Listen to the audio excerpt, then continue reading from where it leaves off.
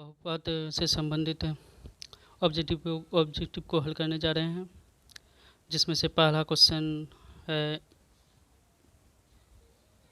यदि द्विघात बहुपद QX बराबर x² - x + 4 के शून्यक अल्फ़ा बीटा हो तब अल्फ़ा प्लस बीटा का मान होगा। तो इसका सही आंसर होगा ऑप्शन सी 1। चूँकि हम लोग जानते हैं अल्फ़ा प्लस बीटा यानी शून्यक का योग बराबर होता है माइनस x का गुणांक बटे x² का गुणांक।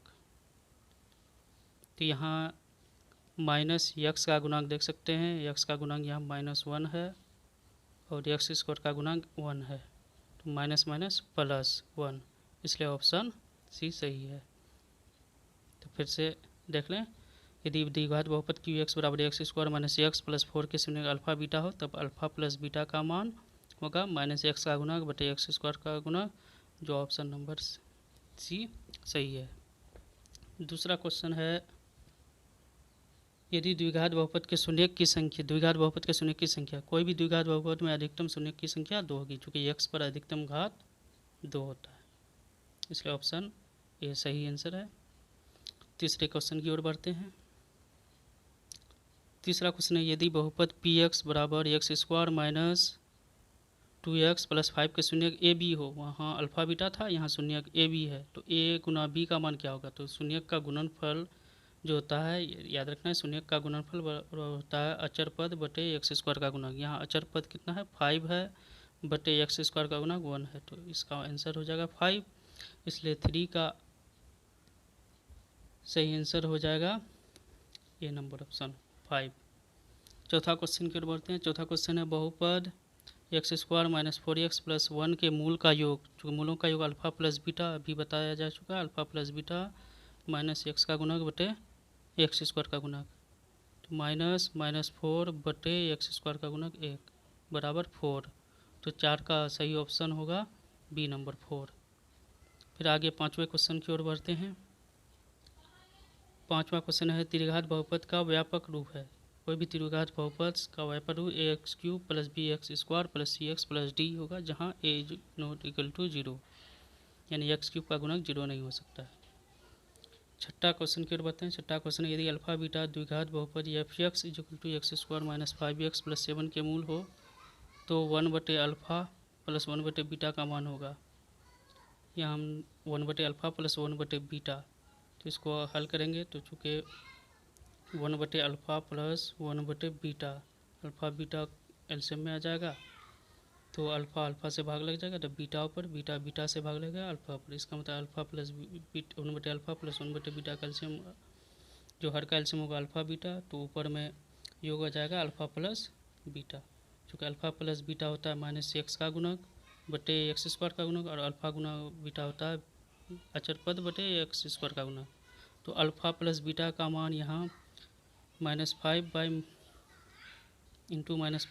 x² का गुणक 1 है, यानी अल्फ़ा प्लस बीटा का मान 5, और अल्फ़ा गुना बीटा अचर पद जो है यहाँ 7 है, तो अल्फ़ा गुना बीटा का मान 7/1 x² 1 तो लिखा जाएगा, इसलिए 5/7 सही ऑप्शन होगा। इसलिए क्वेश्चन नंबर 6 इसका सही ऑप्शन हो जाएगा बी नंबर 5/6, यानी अल्फ़ा प्लस 1/α + 1/बीटा को हम लोग लिख दिए अल्फ़ा प्लस बीटा बटे अल्फ़ा गुना बीटा के रूप में। अल्फ़ा प्लस बीटा यानी x² का गुणक हो गया -5, और बटे अल्फ़ा गुना बीटा अचर पद है, अचर पद 7 है, इसलिए इसका जो सही ऑप्शन होगा 5/7, यहाँ से भी देख सकते हैं।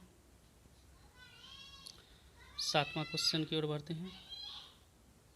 सातवां क्वेश्चन है, द्विघात बहुपद 6² - 7x - 3 के शून्य होगा।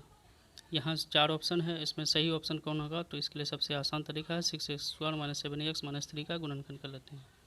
तो 6 और 3 का गुणज 18 होता है, 18 9 गुना 2 18, 9 में 2 घटेगा 7, तो इसको इस रूप में लिख देंगे 6x² - 9x + 2x - 3। यहाँ 3x कॉमन लेंगे,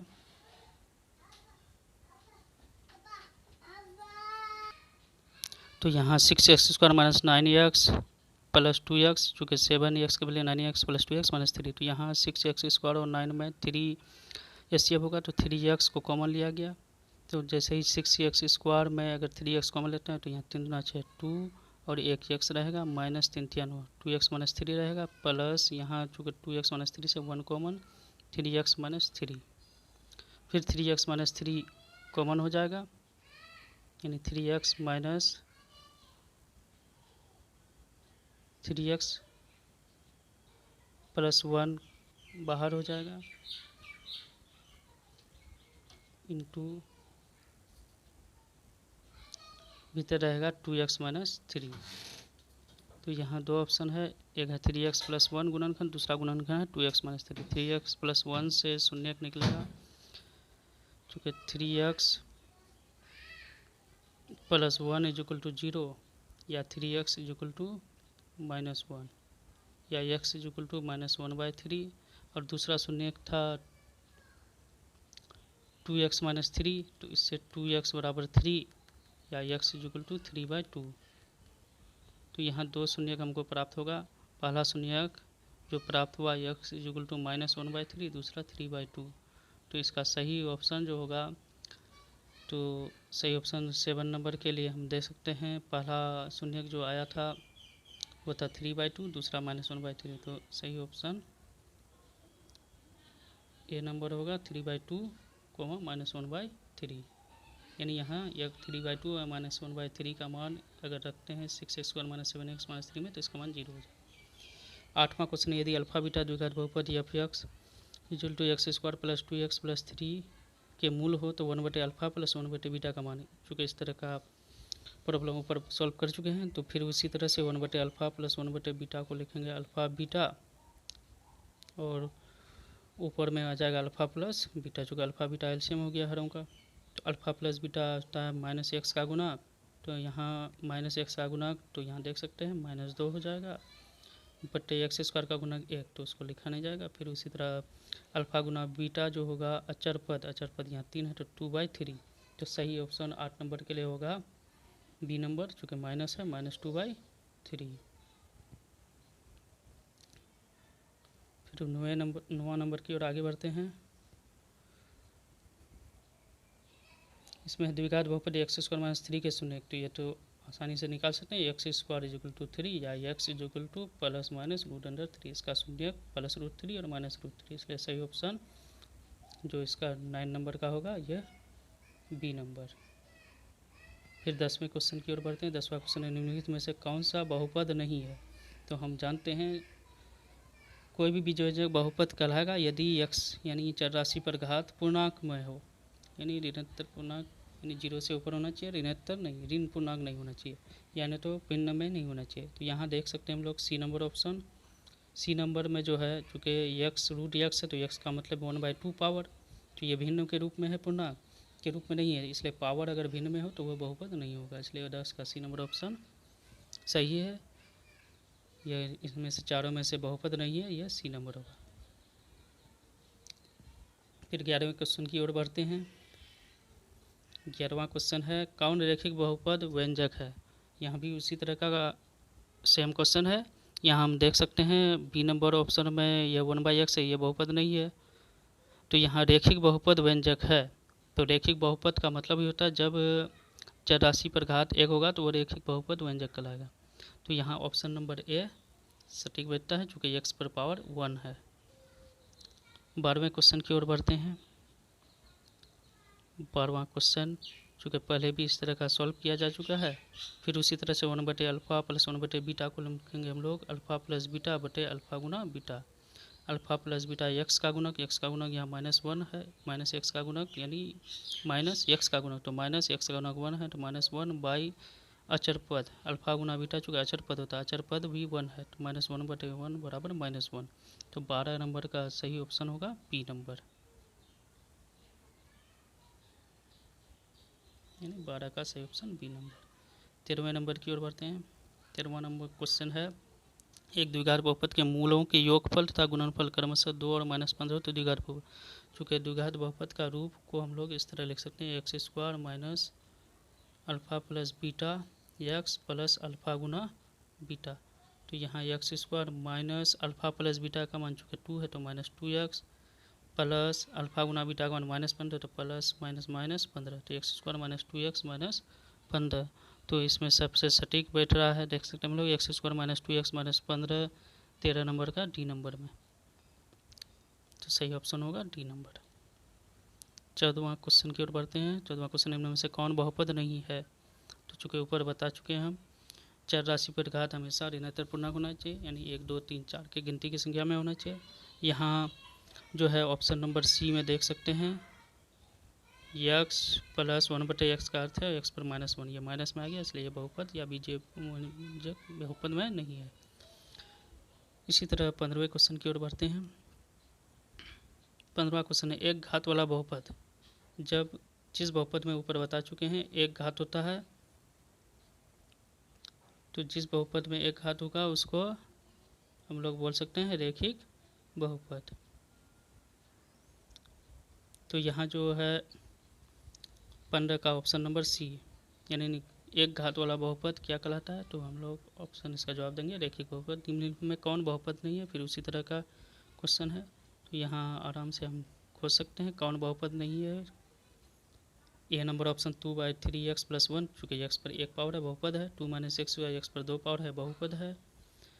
और x पर 3 ये भी 3 पावर है बहुपद है, इसलिए सही ऑप्शन होगा सी नंबर। चूँकि 1/x - 1 चूँकि चर राशि बटे में है तो इसलिए यह बहुपद नहीं है, चूँकि x ऊपर जाकर तो माइनस होना ही पावर। 17वां क्वेश्चन की ओर बढ़ते हैं। द्विघात बहुपद x² - 5x + 6 के शून्यक है। तो यहाँ हम ऑप्शन में A B C D 4 option है, सही ऑप्शन हो जाएगा इसका 17 का सी नंबर 2 3। अगर x की जगह 2 बैठाते हैं तो इसका मान 0 हो जाएगा, और x की जगह 3 भी बैठाते हैं तो x² - 5x + 6 का मान 0 हो जाएगा। सही ऑप्शन सी नंबर 2,3 है। अगर इसको दूसरी तरह हल करना चाहें तो गुणनखंड कर देंगे, इसको लिख देंगे x² - 3 × 6 तो 3x - 2x 5x के बदले में +6। फिर यहाँ x कॉमन तो x - 3, फिर -2 कॉमन तो x - 3। इसका मतलब गुणनखंड आएगा x - 3 × x - 2। तो यहाँ देख सकते हैं x - 3 से x का मान 3, x - 2 से x का मान 2 आ जाएगा। इसका मतलब शून्यक 3 और 2 है, इसलिए सही ऑप्शन सी नंबर है।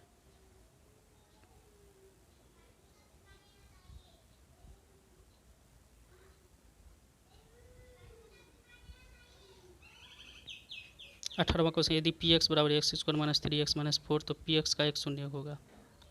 तो px का शून्यक इसमें से जांच कर सकते हैं हम लोग। अगर 2 बैठाते हैं तो 2 का स्क्वायर 4, और यहाँ 2 बैठाते हैं तो देख सकते हैं 2 का स्क्वायर 4 -3 × 2 - 4।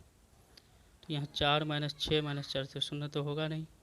फिर आगे बढ़ते हैं हम लोग दूसरे ऑप्शन की ओर। अगर 4 बैठाते हैं यानी एक शून्यक होगा, तो अगर 4 शून्यक है इस बहुपद का तो 4 शून्यक में भी हम लोग देख सकते हैं 4 को रख के x की जगह, तो 4 का स्क्वायर हो जाएगा 16 -3 × 4 12 -4। तो 16 - 12 और 4 16 0 हो जाता है।